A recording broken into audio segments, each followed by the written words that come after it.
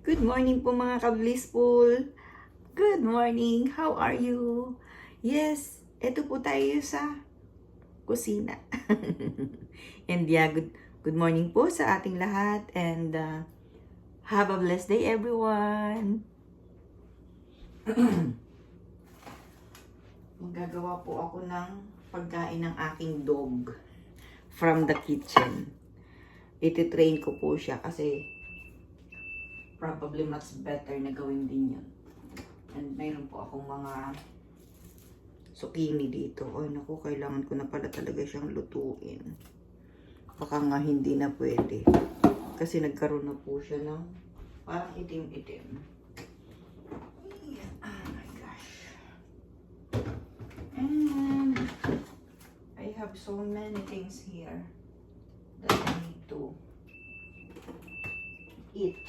Oh, ayan pa. Avocado.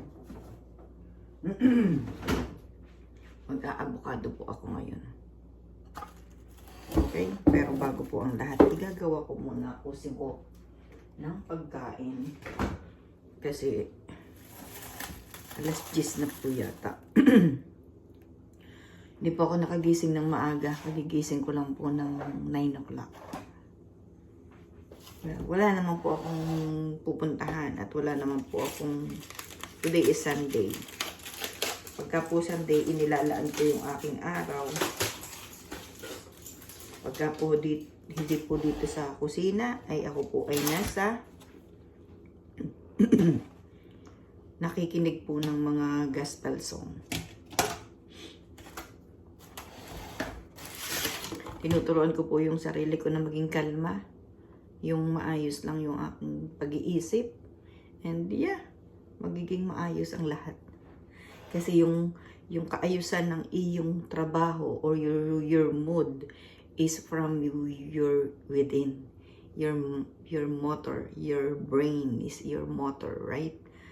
Motor ng ating katawan, ang brain. So kung ano yung nararamdaman or naiisip natin, that is from the brain. Kinoconnect yung puso natin sa brain. So, mga nagising na po na ako ng alas 4, alas 6. Pero hindi ko pa po kayang ibangon yung sarili ko na, you know what I mean. You know what I mean. Na yung paganahin yung isip. Hindi ko pa po kaya ng mga oras na yun. And I give myself to lie down, think about, and napunta po ako sa pag-sleep uli. And yung pong sarili ko, pag ako nagising na ng maaga, let's say alas 4 o alas 5. Tapos pag siya po pag natulog pa po ako, grabe po ang sakit ng ulo ko. Hindi ko alam. Well, parang siguro nga yung sinasabi ko nga na yung mind natin, sinasabi, uy, gumising ka na. Kailangan mo nang gumising, marami ka pang tatrabahuhin. Pero yun naman pong katawan yung sumusuko. So, talaga sigurong ganun. Hindi ko na hahabaan pa ang isipin. Talaga sigurong ganun, di po ba? Well, gupit-gupit po ako ng mga pagkain ni Bo. Na pagkain namin dito sa loob ng bahay. Pero, pwede ko namang i-share sa kanya. Nag-bake po ako ng mga, what do you call that? Chicken na may cheese sa loob. And ito po, itong mga bone na to, bibigay ko na kay Bo. Pero, hindi ko po ngayon lahat ibibigay sa kanya. Mamayang hapon or tanghalian po rin niya. Yes. Ito po, oh, nakaano na po ako ng pang-winter. Tapos, lalagyan ko lang po ito ng coat. Kasi, lumamig po dahil umuulan po ngayon. Tag-ulan. Fall na po talaga. Kasunod na po noon is winter na. Well, Hindi na mapigilan ang pagka-winter. Ano po? It's okay. That's life. Kasi kung kung hindi mo pasasabayan yung weather, eh di maano ka sa miserable day. So, ang dapat lang is yung utak or yung sarili ang aayusin, ang babaguhin. Hindi natin mababago yung weather, pero mababago natin yung ating iniisip.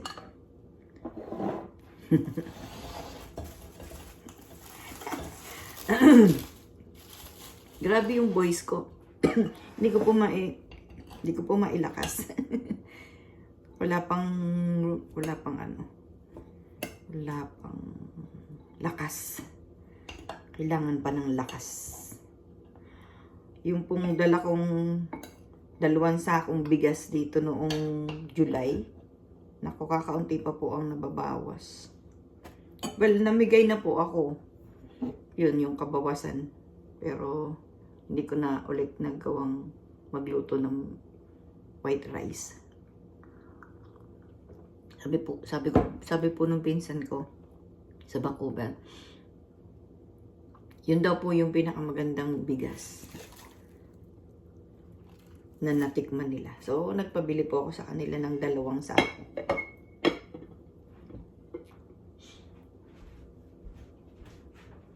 Init ko lang po itong pagkain.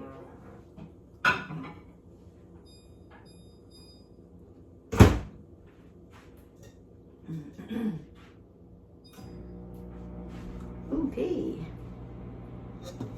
Ang plano ko po dito lang ako sa loob ng bahay. Siguro po kung titigil yung ulan, maiituloy ko yung ginagawa kong pag-arrange nung magiging, kasi gusto ko pong hindi na siya pwede. Hindi na pwede. Yung zucchini. Gusto ko po sanang maggawa sa gilid po nung bahay. Gusto ko pong lagyan siya ng mga bulaklak. Kasi yung pong perennial na mga bulaklak, ilalagay ko po siya doon, and then buhay pa rin po sila habang winter, and then pagka spring na, mag-aano na po sila. So yun yung nabivisualize ko po na gusto kong mangyari this coming spring, after possible, let's say February. So right now is September, October, November, December, January, February. 5 months po silang nandun sa ilalim ng lupa, at pagka po nag-i-spring na, sila po ay sisingol. Ang ganda. Dati, ang alam kong may ganyan lang dito, diyan sa Philippines, is yun nga sa malalamig na parte ng ating lugar. Sakit. Sakit yung pagkakahiga. Ang sabi nga po ang dapat daw po nating i-invest, na dapat invest natin is yung kama. Yung kama na sabi nga po ng mga expert is yun daw pong hospital bed ang bilhin natin. Kasi di ba habang tumatanda tayong hospital bed, nare-recline, so para kasing pagka tayo ganito na wala pang sakit, hindi pa natin naiisip. Pero yun pala dapat, kasi mahal po dito ang hospital bed, hindi po katulad diyan sa Pilipinas na may mga option. Possible na may mga option din dito, pero pwede nga po mag-rent lang dito may ng hospital bed kung talagang kailangan ng pasyente. Pero yeah, siguro nga tama na ano na natin, yung isipin na natin talaga namang tayo sa pagtanda ang punta, di po ba? Yun na dapat bumili tayo ng hospital bed. Kasi dun magiging maayos yung ating pagtulog. And sa totoo lang, mas mahabang oras natin sa bed. Di ba pa? Kasi sa bed, talagang pag nasa bed ka, parang gusto mo matulog ka, magpahinga ka, magbasa ka, or makinig ka. Yung mga ganun. Resting talaga yung bed. Kaya, siguro ilalagay ko na sa isip ko bumili ng hospital bed. Kasi, yun lang din naman ang kailangan ko, di ba? In the future. So, hindi ako mahirapan yung katawan ko. Pero siguro yung modern hospital bed. Hindi yung sa hospital. Hindi yung para sa hospital. Ay, grabe po yung mga bago ngayong ospital. Ang gaganda ng mga higaan. As in, ang ganda talaga. Pero, syempre, hindi naman natin ginugusto magkasakit. At saka, pero kaya nga po, ngayong mga bata pa, alamin kung ano yung inilalagay natin sa ating katawan. Kasi tayo ang nagpapainom. Di ba? Kamay natin yung nagbibigay ng inumin. Like, kape po tayo. Coffee. Water. At saka yung daily natin kinakain. So, much better na piliin po natin kung ano yung nilalagay natin sa ating katawan. Kasi, tayo din po ang nagsusubo sa katawan natin, sa ating bibig, di ba? Papunta sa ating katawan. And yun lang po muna. And have a blessed day, everyone. God bless you. Have a blessful day. Good morning po sa inyong lahat. Bye for today. I love you po. Good morning mga anak. Jacob, Nicholas, Ate Lara. I love you anak. Bye.